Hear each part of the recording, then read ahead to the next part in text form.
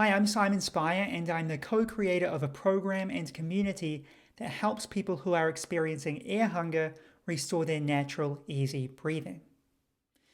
Earlier in my life, I experienced severe air hunger and breathing tension for about 4 years.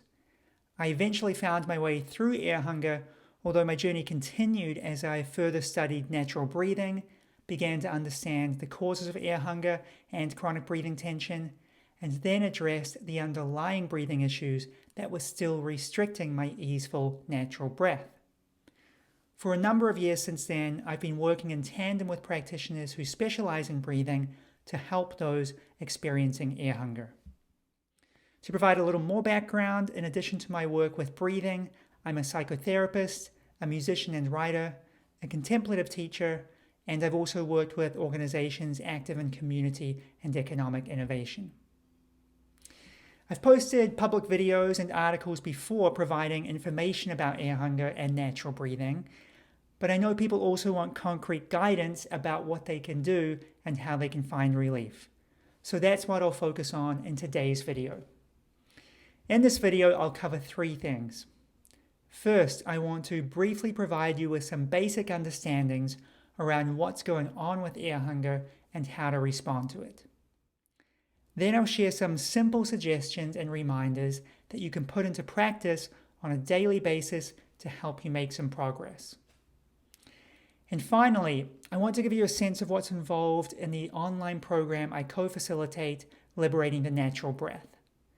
Since most people require being in a supported process to really get through air hunger and restore their natural breathing, we've created an in-depth program that includes what we believe is the most comprehensive and effective guidance for being in that process. And we do everything we can to make the course accessible. So I'll provide further information about that course and other resources later in the video. And you can always access all our public resources and the online course itself at liberatingbreath.com. Let's start by understanding what's happening when you experience non-medical air hunger, which I often refer to as chronic breathing tension. Just to ensure we're on the same page, this is the ongoing experience of feeling that you can't get a full breath, and that you constantly have to struggle to try and take in more air, often reaching with the chest, and over time building up a lot of tension in your upper body, but only very rarely, if ever, being able to get a satisfying breath, other than the occasional forced breath or forced yawn, or perhaps some easier breaths that happen when you're not thinking about it. To many people, this sense of not being able to get enough air can feel like a daily form of torture.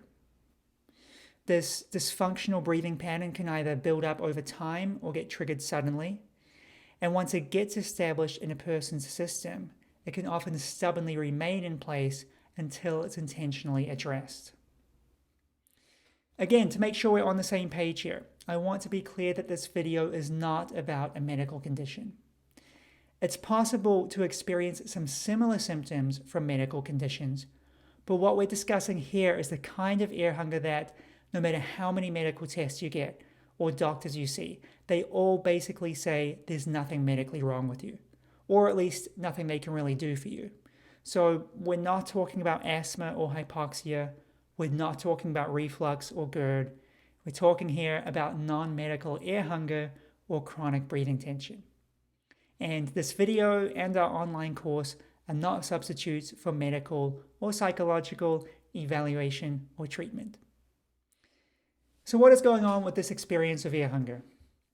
I posted 2 videos in 2021 that cover this in greater detail. But briefly, I think the most accurate way to understand air hunger is to recognize that it's the result of the disruption of your natural, easy breathing, which in a healthy state happens automatically without your conscious involvement. When your natural breathing starts to get restricted, which can happen for a variety of reasons, one thing that can occur is that you instinctively try to compensate for this by reaching for a full breath with your chest. At first, sometimes this seems to help, but the more you use effort to reach for a full breath, the more tension and interference you introduce into your breathing. As you do, your natural breathing gets increasingly disrupted, which then pushes you to reach with your chest even more. This creates a self-reinforcing cycle of effortful breathing in which you're over-breathing with your chest in an attempt to compensate for the restricted movement of the rest of your breathing mechanism. It also usually creates a kind of addiction to an artificial sense of what a full breath feels like. So now you're under-breathing with your natural movement and over-breathing with your chest or some other compensatory muscles, while also becoming dependent on a distorted sense of what a full breath feels like. And this is why you feel you can't get a satisfying breath, because that's not how the body breathes effectively. One question you may be asking is, how does our natural breathing get disrupted in the first place? I won't go into detail about that here because I cover it elsewhere. But one thing to keep in mind is that whether the onset of air hunger for you was rapid, such as being triggered by a sudden trauma, illness, or panic attack, or whether it crept up on you over a longer period, our experience with people over the years is that in either case, most people who develop air hunger likely already had restricted or interfered with breathing for a longer period of time, probably years, and usually in ways that were not obvious. What can happen is that this underlying interference makes your breathing vulnerable to triggers, such as stress or trauma or physical demands, and eventually it reaches a tipping point, which is when it becomes air hunger. So, what causes air hunger? The short answer is it's the result of accumulated habitual tension and interference with your natural breathing, which causes you to get stuck in a self-reinforcing pattern of trying to compensate with effortful chest breathing or with some other variation of tense and dysfunctional breathing. The important question now, of course, is how do we get out of this pattern? Essentially, it's a process of first learning to recognize and gradually release your habitual interference, and second, learning to sense into and allow more of the natural movement of your breathing that wants to happen. So we unwind the habitual interference and tension that's throwing everything off, and we reawaken the movement of our natural breathing that is being restricted. This might be a good time to address one question that can arise for people. If natural breathing just happens on its own, then why can't you just ignore the whole thing and feel better? Well, you can always try, and if that works, great. Some people are able to let go of some patterns of tension simply by understanding that their interference is at the root of the problem. And that's one function these public videos on YouTube can sometimes serve. We've heard from a number of people over the years who read an article of mine or watched a video, some understanding clicked, and then things began heading in the right direction and they found relief. However, we have found that those stories are usually the exception rather than the rule. And most of us don't succeed with that approach alone because there's more happening beneath the surface that's not yet obvious. These unconscious habits and tension can often make change difficult and keep people stuck.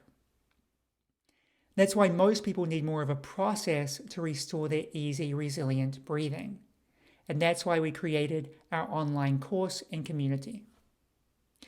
After we've explored some of the suggested practices and reminders, I'll return later in this video to this topic of why getting through air hunger and restoring our breathing usually requires being in a process rather than finding a quick fix.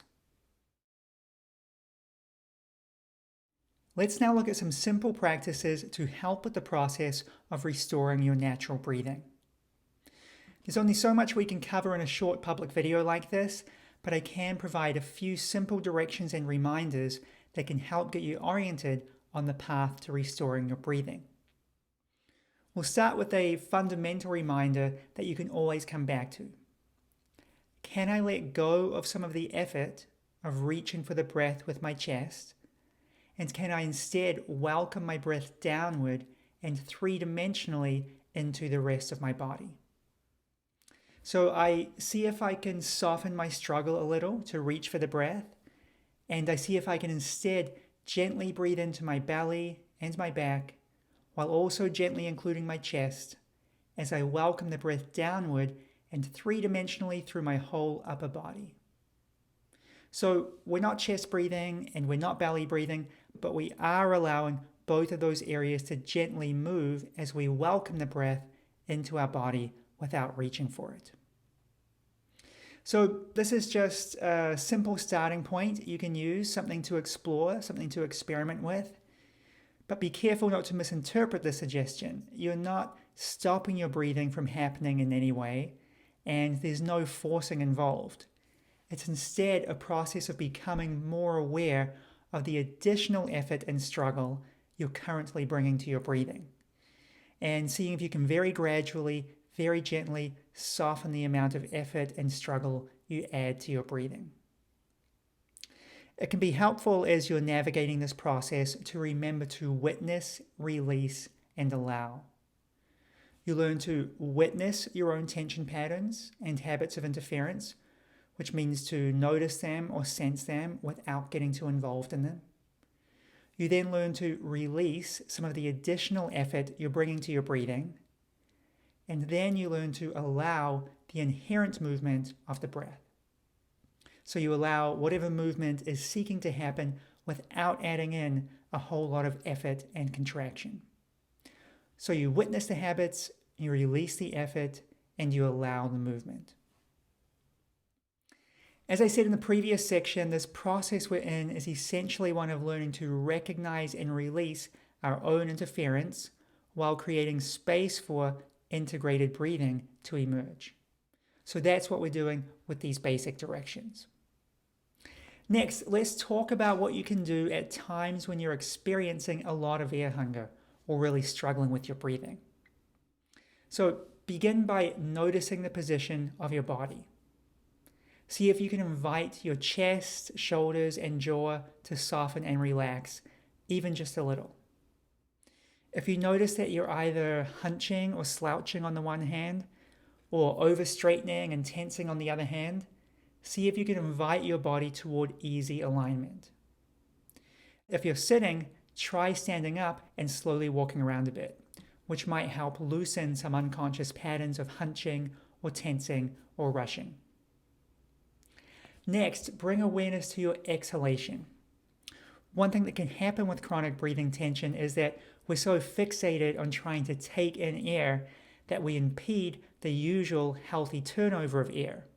So we end up breathing in new air on top of stale air, which is part of the issue. So see if you can let some more of that stale air out by noticing your exhalation and allowing it to gently move further toward completion. But the emphasis here is on doing it gently without going so far that you're forcing your exhalation or tensing even more. Now, see if you can become aware of your whole body. When we're stuck in an air hunger pattern, we tend to get so focused on our chest or throat and taking in air that we lose awareness of the rest of ourselves, which further cuts us off from natural breathing. So see if you can notice your feet and hands, your lower body and your upper body. See if you can breathe through your nose, though using your mouth is also totally fine if nose breathing isn't comfortable, while encouraging the breath to slow down a little and welcoming the movement of your breath into your whole torso, including your back, your belly, your front, and your sides, rather than only your chest. This can be very subtle. It doesn't always need to be a big movement. Finally, if you find your breathing getting triggered during a stressful activity, then if possible, see if you can take a brief pause from what you're doing and check in with each of these reminders. So perhaps stand up and allow your body to come into better alignment. Walk around a little, notice your exhale, become aware of your whole body, and then return to the activity. So these two sets of basic guidelines can help get you moving in the right direction. Of course, there's a lot more we could go into, and in the program we cover many more tools and understandings and applications including how to more specifically awaken the inherent movement of your breathing. But I hope for now this gives you something simple to work with as a starting point. And I'll also share all of these guidelines in a blog post and make them easy to find on our website. I want to emphasize that none of these guidelines are about getting it right or struggling with yourself. Rather, they're invitations into the process of getting to know your breathing and how it wants to move. So, to boil it all down, we learn to recognize our patterns of interference and then gently and gradually soften around them and lessen our dependence on them while we welcome more of the natural movement of our breathing. If you want something simple to return to, remember to witness the habits, release the effort, and allow the movement. In the final section of this video, I'll share some information about Liberating the Natural Breath, which is the online course we offer to help people get through air hunger. We're committed to providing a path forward for those struggling with this condition. And our intention with Liberating the Natural Breath is to ensure there is a reliable destination for resources and community specifically serving those with air hunger or chronic breathing tension. We recently launched an updated version of the course, which can be found on our website. All of the video modules and reference material is self-paced and available to you at any time. And then there are also some live and interactive components, such as the monthly Zoom meetings we host and the online community forums. We encourage you to take full advantage of it all, including the monthly meetings if you can make them, because the sense of being in a supportive community is especially strong there. And you can learn a lot by hearing about other people's experiences and our discussions with them. And we have some wonderful community members there learning from and supporting one another. Liberating the Natural Breath is designed for people who want to get through air hunger and who are ready to be in a process with their breathing. It provides the tools, practices, knowledge, and guidance you'll need to be in that process of restoring your natural, easeful breathing. One thing this requires is a form of daily practice that we explore in detail in the course, which comes from the Alexander technique, but that we've adapted and shaped specifically to be used for working with air hunger. This involves putting aside about 10 to 15 minutes a day to be in a setting where you can unwind the habits and tension that interfere with your natural breathing, while allowing and inviting more of the inherent movement of your breath. We provide detailed guidance on how to do this through video instruction, guided recordings, and written instruction.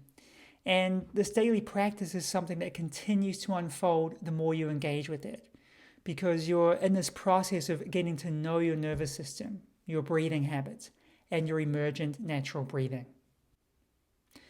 Another major component of the course is applying what you are learning to your everyday life and activities. And you'll find a lot of in-depth instruction and practices around that too. We also cover areas such as the psychological or nervous system sources of breathing disruption, physical activity and exercise, stressful situations, and other common experiences. All of this can be found in 15 video modules, as well as resources such as a comprehensive reference guide and accompanying workbook.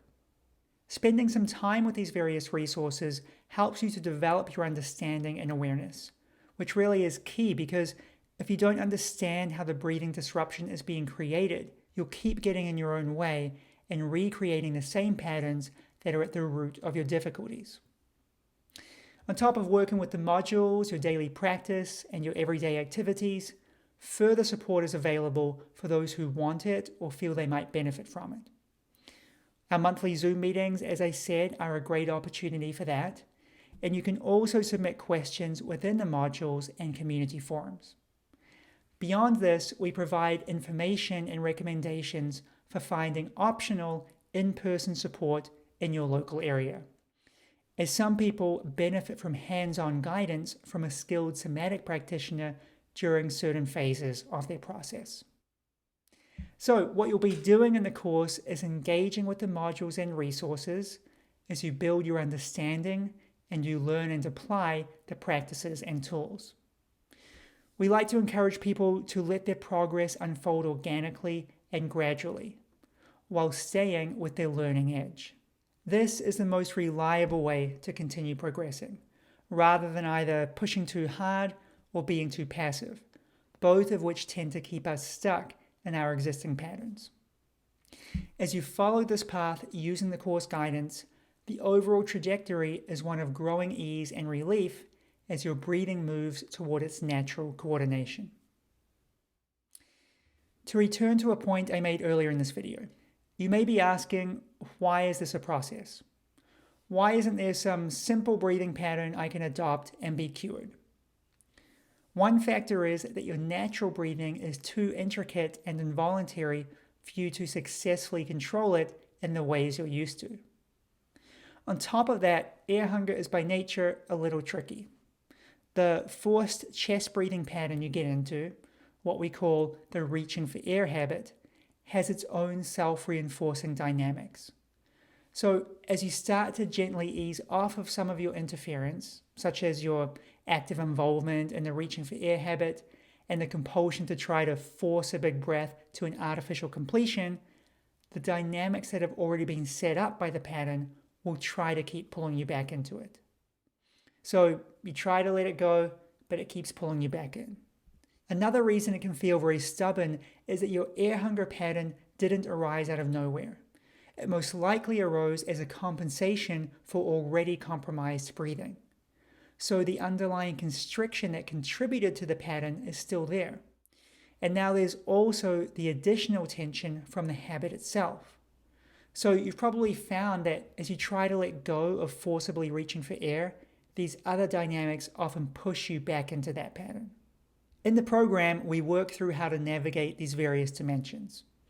And there's an art to this process. We're learning to allow. Sometimes there's nuance and subtlety involved. Sometimes there are layers to explore. Often our breathing struggles are a symptom of deeper disruptions in our physicality or nervous system or experience that are asking for our attention. That's why we've created a comprehensive course to guide you through the process. For this shorter video, one thing I'll mention is that the most reliable way to move through this sticky situation is to gradually start turning down the volume on the various levels of your patterns all at the same time. This is what creates the space for movement and for change. And if we can be gentle and gradual with our process, allowing our progress to move at its own pace rather than forcing it, then we'll likely be on the quickest path to real change and real relief, which is different from frantically searching for quick fixes, which are typically very temporary if they even exist. Of course, if you happen to find a simple shift or fix that works for you and you feel improvement, then that's great. But for most people, it's going through a process of change that really makes the difference. As this video comes to a close, I want to make sure you're aware of our website at liberatingbreath.com, which is where you can find both the resources that we make publicly available, as well as the information and link for the full program and community, Liberating the Natural Breath. We encourage you to consider joining the online course and community because there are a number of factors that we believe make it a uniquely helpful and supportive structure for restoring your breathing. First, it's designed specifically for people with air hunger. This is not the case with most breathing methods, which is significant because air hunger is a very specific and stubborn pattern that requires a different approach. Second, the program is based on the principles of a well-established body of work, the Alexander technique, that has been around for over a century and is taught all over the world, including at the university level. The course is not exclusively about the Alexander technique, and we adapt and focus its applications specifically for air hunger and natural breathing, but the integrated understandings of how the body and how breathing function that form the basis of the Alexander technique also form the basis of this course. This approach is quite different from methods of trying to adopt some external pattern of correct breathing. And we think this difference in approach is crucial for people with air hunger because when you have air hunger, trying to impose a new pattern from the outside can often create more disruption and tension. Finally, Liberating the Natural Breath has been conceived, created, and co-facilitated by someone who actually experienced serious air hunger for years, managed to get through it, and has spent years studying the process of how to restore natural breathing. So I know what the process of getting through it involves, and I know that you can get through it and be free again, and that doing so isn't particularly mysterious or magical. It's simply a process of coming home to how your body naturally wants to breathe. I also know what it's like to be stuck in air hunger without any support, which is why we've poured so much time and energy into creating this program, and why after 3 years of developing and refining how to best guide and teach this process in an online setting, we're now sharing it more widely. So I hope you find these public videos and resources helpful, and that you consider joining our community. Whatever you decide for your next steps, remember that your body knows how to breathe, and that our breath is our teacher. Our breath is teaching us to inhabit our body, our nervous system, our whole self. And as we learn to listen, it will lead us toward integration and ease. Thank you for listening, and may you journey well.